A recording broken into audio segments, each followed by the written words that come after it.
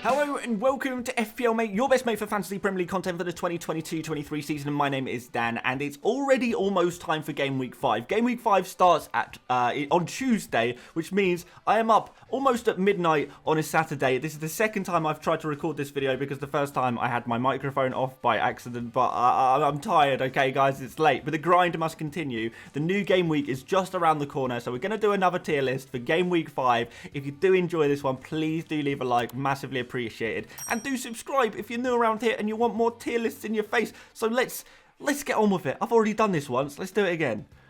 At least I kind of have a dress rehearsal and know kind of what I'm going to say this time. But yes, guys, we're going to go through the 20 most popular transfers in so far at time of recording. Obviously, some of the games, the Sunday games, haven't been played yet at time of recording. So these are the most popular transfers in the top 20. We're going to go through from the least popular, the 20th most popular transfer in, all the way to the most popular transfer in this game week so far, and rate them. And hopefully you're going to agree with some of these, but obviously there will be a bit of controversy. But all of these players are good players, you know, like in general. That's why they're transferred in so heavily. So yeah, I'm going to be a little bit harsh, but that's just the nature of this kind of series. But anyway, let's start off with Saint-Maximin, first of all, who I'm going to put in, I'm going to put him straight in at bad transfer. I think that's just where he's got to go, just because he's playing against Liverpool next, and it just seems like not the right time to buy him. And even like though he got 3 assists against Man City, it's kind of like Saint-Maximin, fantastic player in bursts, and he obviously is very, very talented, but like he doesn't get consistent FPL returns. He's never got consistent FPL returns. We've never really seen it over, you know,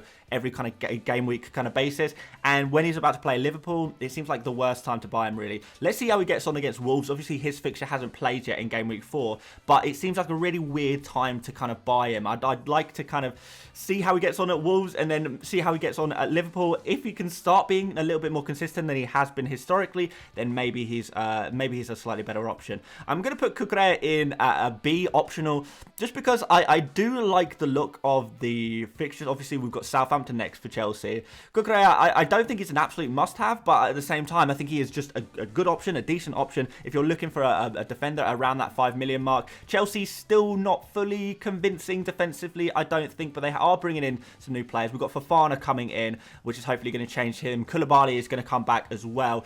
Is Cucurella maybe going to get rotated a little bit? I don't know. What do you think? Does Chilwell come back into the team at a certain point, particularly when these fixtures are building up? Obviously, we've got Champions League coming up. This game week, we've got two rounds of games within the space of 1 week. Could we see a little bit of rotation? Cucurella seems like one of the players where there is a decent backup there, so maybe we see reduced minutes. So I still think he's a good option, but I would not say he's like necessarily a must-have or anything like that. Now, Toney, I think, is going to go in optional as well, slightly above Cucurella. He got his first blank of the season, which was, I'm sure, a big shame to a lot of new Toney owners. But at the end of the day, he's still super, a super nailed-on player on penalties, really pivotal to his team's attack. And Brentford still have plenty of decent fixtures to come as well. So I think we'll see some more opportunities for Toney returns. I don't think he's necessarily a great transfer, a must-have or anything like that. But I think, yeah, definitely an option for your FPL teams. If you fancy Toney, then I think you could possibly get him. Sterling is a really difficult one because I think he's, he's going to get some decent points. But remember, guys, we are not just talking about the players. We're talking about the transfers. We're talking about the process of getting this player into your team rather than just the player or the FPL asset itself. And Sterling is such a hard player to get into your team because you either upgrade one of your 8 million midfielders up to a Sterling and, find 2 million somewhere to do that, or you downgrade like a Salah or a De Bruyne or a Son.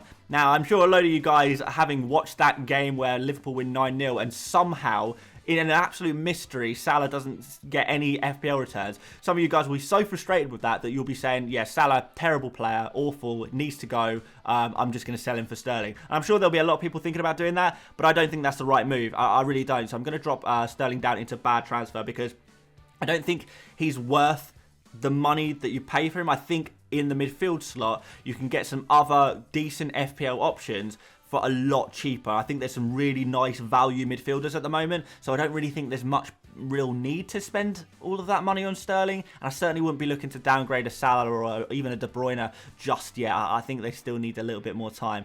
Firmino, this is the tricky one, isn't it? This is the one where I've got to try and convince people all week that Firmino is not going to score 23 or however many points he scored in the end. He's not going to score like 20 plus points every game week, and people are going to say, yes, he is. I just saw him score 20 plus points. He's going to do it again. He's going to get another 2 goals and 3 assists every single game for the rest of the season.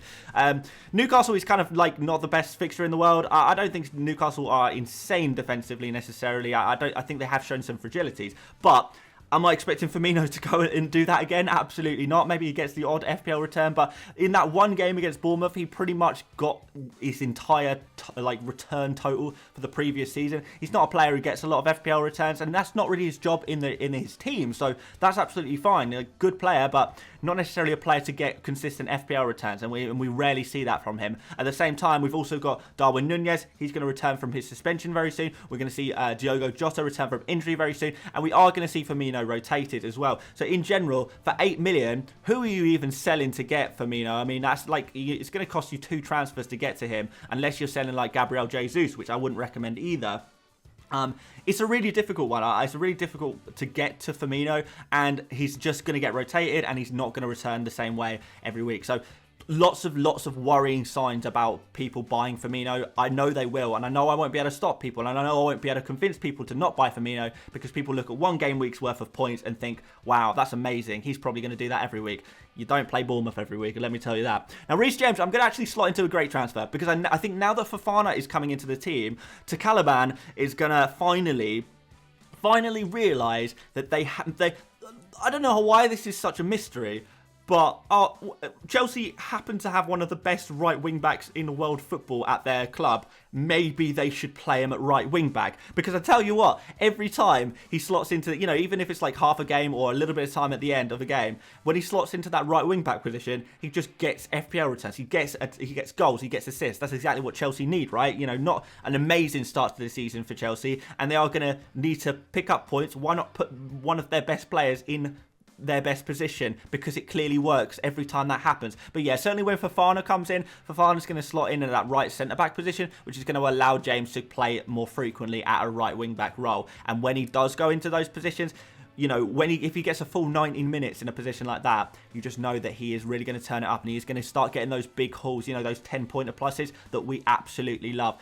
They're on their way from Reece James. He just needs to be playing in the right position. So I think that's going to happen very soon. I think that's going to happen from Game Week 5, in fact. And for that reason, I think he is actually a great transfer, and a player I'd be very keen to get in if I didn't have him already. Now, Perisic, I'm actually going to put slightly lower. I'm going to put him in optional. And the reason I'm going to put him in there slightly lower than some of the other guys is because of the multiple fixtures coming up in short periods of time. I don't know if Perisic is necessarily the guy who is going to be playing 2 games per week. We've got the midweek fixture this week. We've got Champions League next week as well. Is Perisic going to be playing the midweek game for Spurs? I'm not completely convinced. I'm not saying he's not, and if I had Perisic already, I would be keeping him. I'd be giving it a go. But if I didn't have Perisic, I don't think I'd be risking buying him, particularly if he does start tomorrow against Forest. So obviously I haven't seen the Sunday games yet at time of recording, so it's difficult for me to say for sure. But right now, would I be thinking about buying Perisic? No, I don't think I would. I don't think it's worth the risk. De Bruyne is, I guess, optional. It didn't look so good against Palace. Like, it wasn't his best performance in the world. I don't there's no such thing as a bad performance really with De Bruyne. But when City scored that many goals, for De Bruyne not to be involved in any of them, it's almost as shocking as the Salah one, really, isn't it? Not a week for those premium midfielders at all, really. Son is the last bastion of hope for those expensive midfielders. But yeah, De Bruyne, who are you getting him for? Like, if you're selling Salah out of rage and bringing in De Bruyne, I think that's just knee-jerk, really, and all you're doing is you're swapping a player who blanked to another player who blanked, really. So it seems a little bit sideways. I don't really see how you get De Bruyne in, to be honest. If you already have him, obviously fine, keep him. But right this second, would I be bringing him in? I guess I'd be thinking about it. He is De Bruyne after all. But I think it's optional. I don't think you have to get him in. I think he's, to be fair, I'll probably be more likely to get a De Bruyne than a Perisic or even a Cucurella, to be honest. But, you know, he's kind of just like obviously a good option. You can go for him if you want to. Definitely not a bad transfer by any stretch of the imagination, but I don't think you have to have him necessarily. So we'll put him like in the middle, I suppose. That's what the middle's for. That's what the middle of the park is for. Veltman, I think, is going to go in optional as well. I don't think he's a must-have necessarily, but, you know, we can't really complain about Brighton's defence, can we? They've been doing really well. Brighton have really been impressive so far this season. Everything seems to be coming together. They're finally actually performing at their expected level, aren't they? Which they've been expected to be such a good team for such a long time, but you know, they haven't quite clicked really. But now it's looking good. They're keeping clean sheets. They're scoring goals. Everything seems to be working very nicely, and they're right, you know, near the top of the table as they have been playing well enough to be in those positions. Now, would I get a Dunk over Veltman? Probably. Yeah, I probably would go for Dunk over Veltman personally. But that's not to say Veltman is a bad transfer necessarily at all. 4.5 million for a team with good fixtures, good chance of clean sheets, who are regularly getting clean sheets as well. I don't think you can go wrong with this one, really. So absolutely fine. Optional transfer, Veltman, like it. I like this one. Yeah, maybe, I still feel like there is a little bit of value in some of the more premium defenders. So I wouldn't necessarily load your defence up with the 4.5 million defenders. And there's another on this list today, isn't there? But there could be a place for you. There could be a place for Veltman in your team. I can see why that would be the case. Trippier, on the other hand, no. I mean, like, are we seriously going to talk about transferring in Newcastle defenders against Liverpool? Like I kind of said earlier, Newcastle's defence hasn't been quite as good as I had hoped it would be so far this season. We kind of saw that Brighton, I know Brighton didn't, you know, score any goals against them, but Brighton played very well, created a lot of chances against Newcastle. Obviously, we saw City score 3 goals against Newcastle as well. I know that's City, but still, that's a couple of games in a row where we've kind of seen Newcastle like kind of concede chances, and when they're playing against Liverpool, a team that will, you know, create a lot of chances, has the opportunities to score a lot of goals, then we're probably not looking at a Newcastle clean sheet in game week 5. And we are talking about the transfer in game week 5. Would I bring in Trippier in game week 5? Absolutely no way. If you want Trippier, wait until game week 6. You know, if you want a Newcastle defender, just get this Liverpool fixture out the way and then go for the Newcastle defenders. Now is just not the right time. And I know people will probably, that Newcastle will probably keep a clean sheet against Wolves tomorrow. Well, today, this video will be out on Sunday, so today, Newcastle will probably keep a clean sheet against Wolves. But in terms of attacks, Wolves' attack is not quite as potent as Liverpool's attack, let me put it that way. So don't expect the same results against different oppositions, I suppose. When you're picking your defenders, fixtures are far more important to consider. When you're picking your attackers, you can take into consideration form a little bit more than the fixtures, because a player in a good form can score against any team, but a defence in good form is a player who plays for a defence, a player who's in good form who plays for a defence who's playing against a difficult attack. I hope I'm making sense. It's very late, guys. Yeah, I just... Fixtures are quite important when picking defenders, and this is just not a good fixture to go in on a Trippier. So, yeah, no Newcastle defenders for me this week. Mitrovic, I'm actually going to put in a great transfer. He's still just dominating it statistically. Absolutely dominating it statistically. And he's proving that you can score against anyone. He's got that Arsenal game out of the way now, and he scored again. So, yeah, absolute beast. Still only 6.6 million. So, a super cheap player as well. I actually really like the look of Mitrovic, and I would strongly consider moving to a 3-forward formation. Obviously, you're going to have one of Haaland and Kane. Probably. You're probably going to have Jesus in your team there as well. And for your third slot, why not Mitrovic? Why not Mitrovic? I know we kind of spoke about Toney last week, but Mitrovic is kind of proving it every single game week that he is not the same player the last time he was in the Premier League. He is everything. He is the central point to everything in Fulham, and it's so obvious. And everything is built to let this guy score goals. No matter how that happens, it happened. Mitrovic, he's just the boy right now. He's the boy. Sanchez next. A difficult one. And the reason why Sanchez is a difficult one, because in terms of a transfer, I mean, Sanchez to me, I've been saying this for a couple of weeks now, Sanchez just is the best goalkeeper pick. He's the #1 goalkeeper target that all of us should have.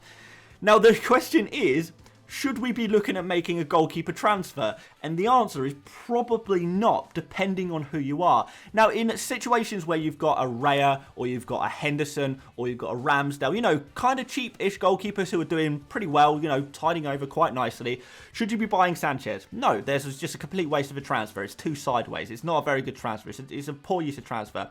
If you've got a Ward and Iverson combination, and you're still frustrated with this Leicester keeper double up situation that you got going on, then who's your number one target? It's Sanchez. He becomes a must buy in that situation. If you've got a situation where you've got a Mendy maybe, or an Edison or an Alisson, or you know, an expensive goalkeeper, and you want to downgrade and free up some money to make transfers elsewhere, upgrade other areas of your team, then again, downgrading one of those expensive goalkeepers to Sanchez, I think, is actually a good idea if you can reinvest that money immediately.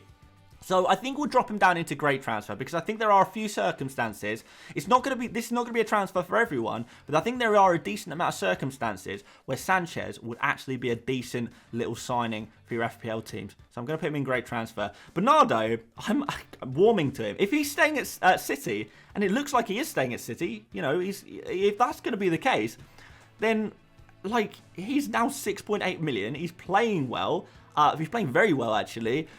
Like, surely he becomes an option at that price. Like, that is a very decent price for him. Now, Bernardo at 7.58 million, we're probably going to turn our nose up a little bit. But to get a City midfielder who's in good form, who is probably going to be reasonably nailed on, occasionally playing in more attacking roles, you know, playing as a winger occasionally, which we weren't sure if we were going to see that or not with Bernardo this season, I think that actually boosts him up into optional. So, yeah, I'm not sure how optional he is. But he's certainly someone that comes into the conversation now, I think. I don't think he's a great transfer. I don't think he's a bad transfer. But he's certainly someone we need to be thinking about at this point, because he's in good form and he's 6.8 million. Like, if he can get himself nailed on, and I think there's a very good chance he can get himself nailed on, or at least close as you can do in a Man City team, he's going to be a decent option. So I'm going to put him slightly below De Bruyne, I think. And Trent Alexander-Arnold is a must-buy. Why did anyone sell him? Why does anyone not own him in the first place? How much do we talk about how amazing Trent Alexander-Arnold is as an FPL asset? He blanks for a couple of game weeks. That happens sometimes. You know, things don't always go 100% right all the time. Wasn't even playing badly in any of those games. Everyone sells Trent because, you know, they only look at points like for the last game week and don't look at the bigger picture. And they kind of forget that actually Trent was about to play Bournemouth and is one of the best FPL assets of all time, pretty much. And probably, to me, well, certainly at the start of the season and all of last season, the most essential player, the player you absolutely had to have. He is still that player. People gave up on him too early, way too early. This isn't even hindsight. I've been banging this drum all of last week, and I'll keep banging it. Trent is essential, and if you've sold him, or if you don't own him yet, sort that out. Sort that out. He's a must-buy. He's a must-buy. I know that's it seems harsh. It seems like I'm saying that quite strongly. But Trent is just, to me, he's just essential. I can't imagine entering into a game week without Trent Alexander-Arnold in my squad. I really can't. So yeah, he's a must-buy to me. He really is. Yeah, even against Newcastle, even against whoever else, like he's going to get you clean sheets, he's going to get you attacking returns, he's going to get you goals, he's going to get assists, he's going to get bonus points as well, and he's going to score so many 10+ pointers between now and the end of the season. So many. You probably got like, I don't know, like another 10 or 12. 1 in 3 games will probably get a 10 points or more, or maybe 9 points or more. But yeah, still plenty of points, right? Saliba is an interesting one. I'm still not 100% convinced by Arsenal's defence. Like, they have been okay, like, don't get me wrong. But I'm not 100% convinced by Arsenal's defence. And maybe that's me as an Arsenal fan being negative about Arsenal. But we saw us concede first on Saturday, technically yesterday. So, look, I would probably prefer to use my Arsenal slots on attackers right now. Obviously, you're going to have Jesus. Obviously, you're going to have Martinelli. Those are the 2 big ones. Who do we use our third Arsenal slot on? Not really sure. Would I be rushing towards Saliba? Not necessarily, I don't think. I think I would rather go for a Veltman or a Dunk at a similar price for a Brighton player, who I think are slightly more likely to get clean sheets. Dunk, I think, is slightly more likely to get attacking returns as well. I know Saliba got an assist today, but I don't think he knew much about it. So, you know, that's another occasion where FPL points kind of don't tell the full story because Saliba, let's be honest, the assist from him today was very, very fortunate. Like, he was very lucky to get the assist. He didn't even know it was happening. It just bounced off him, didn't it? And obviously, Gabriel managed to put it in the back of the net. So, yeah, last couple of game weeks suggest that Saliba is getting one attacking return per game.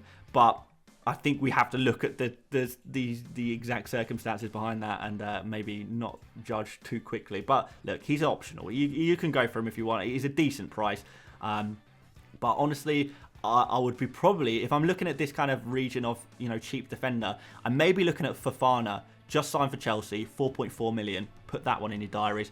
Odegaard, maybe I move Odegaard up a little bit. I think I put him in a void last time because I just did feel like there's better midfield options. I still do think there are better midfield options, but I mean, he scored another goal. A bit of a lucky deflection, but he's playing very well. And I do think that maybe we could, like I said before, if Odegaard is going to become a better FPL option, he's going to have to stop playing how he used to play. He's going to have to stop playing how he played last season, where he didn't take many shots on, where he didn't make any key passes directly leading to chances. He's going to have to get into the box and get forward a little bit more. And he's going to have to, even the first 2 game weeks, he got, 0.07 expected goals in the space of 2 games and just something like 0.11 expected assists in the first couple of games. But game week 3, obviously he turned that around, played very, very well, did a lot more attacking work. And game week 4 as well, he's taken a shot and it's gone in and he's playing well as well. So I think he's low tier optional. I still do prefer the next 2 midfielders we're going to talk about. So if I'm bringing in a midfielder, I'm going to bring in, before I bring in an Odegaard, I'm still going to bring in a Martinelli. I'm still going to bring in, I'd probably rather take a punt on someone like Bernardo as well. There's just, it's not like I think he's graduating toward, he's slowly moving up the list. And if he keeps up these performances and he keeps, getting those attacking numbers, making direct key passes, getting into the box and taking shots, he can become an FPL option. But I'm a little bit hesitant to judge him based on 2 game weeks because that is a really, really small sample size. And if we take the larger sample size of 4 game weeks, he has looked a little bit more mid. So, we're going to go for Rodrigo next, and he's going to go high. Is he a must-buy?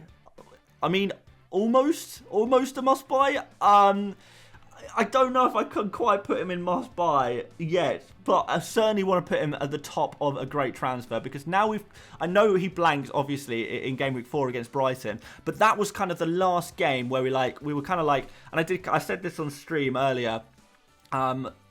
If you're going to get Rodrigo, either get him before his price rises and try and get ahead on team value. If you could bought him at 6.2. ahead of game week 4, brilliant. But if you're now looking at buying him at 6.4, you may as well wait for after the Brighton game because Brighton have been very good defensively and there's no guarantee he will score in that game, and he didn't score in that game. But moving forward, Leeds really do have some phenomenal fixtures and Rodrigo is going to be at the absolute heart of that. He really is. So Rodrigo, still a very good FPL option. I don't think we take too much notice to game week 4 and this blanking game week 4. I think we can go forward with a decent amount of confidence, particularly when Leeds have those better fixtures against some of those weaker defences, where Rodrigo can really start to continue to fly, I suppose. So don't give up on Rodrigo. Now is a good point. Arguably now is a better moment to jump in on Rodrigo than game week 4 was. Now is a good time to jump in on him, so I would really consider going for it. Pascal Gross has been on flames as well, to be fair. I think he has to go up here as well. This is what I mean. When you've got players like Rodrigo and Gross, how do you bring in Odegaard?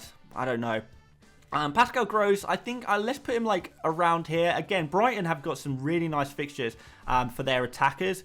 I think that if anyone's going to score some goals, Gross, by the way, not just only is he scoring goals, but he's creating so many chances as well. He could have had assists today. Very, very easily he could have had assists because he's creating chances. He's just...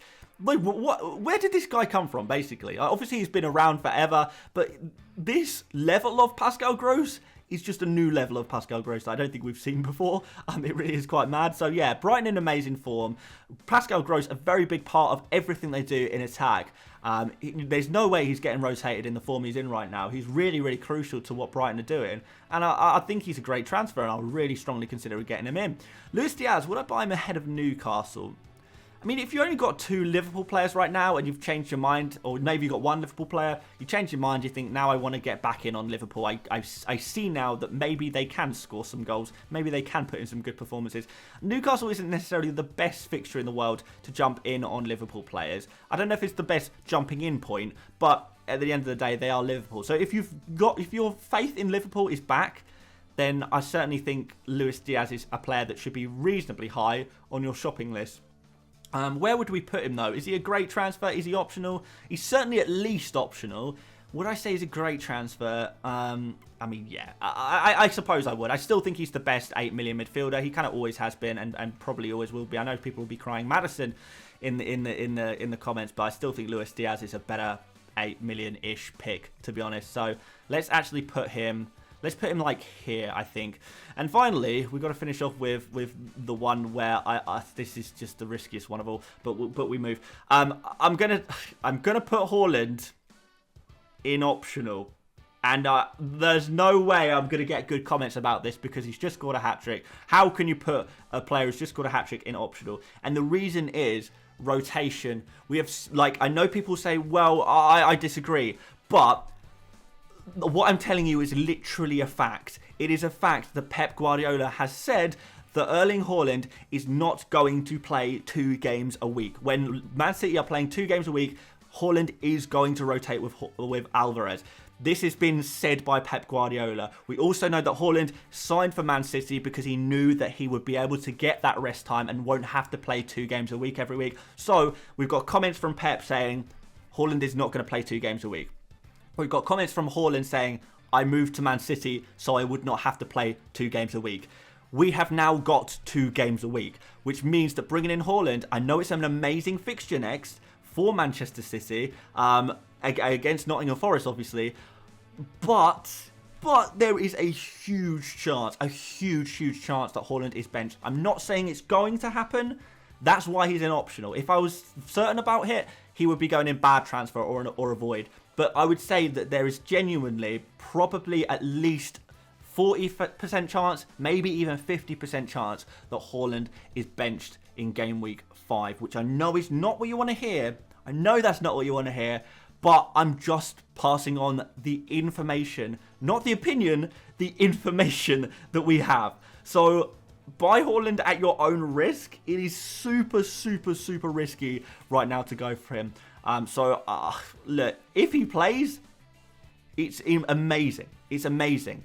If he doesn't play, it's really disappointing. So where do we put him? If he plays, if we know he's going to start, he's a must-buy. If we know he's not going to, if we know he's going to be on the bench, he maybe goes into bad transfer. So I feel like we just have to average it out and put him we'll put him alongside these other Man City colleagues.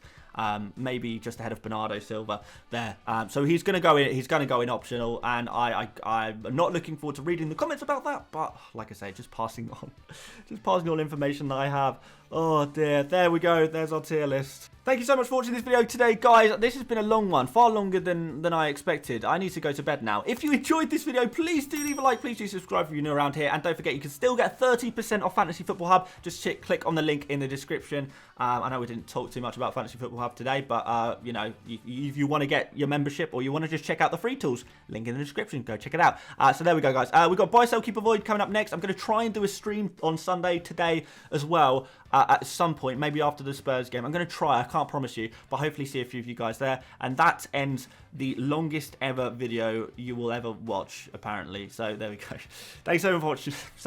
Can't even speak. I need to go to bed. Thank you so much for watching, guys. And I'll see you later, mates. Bye bye.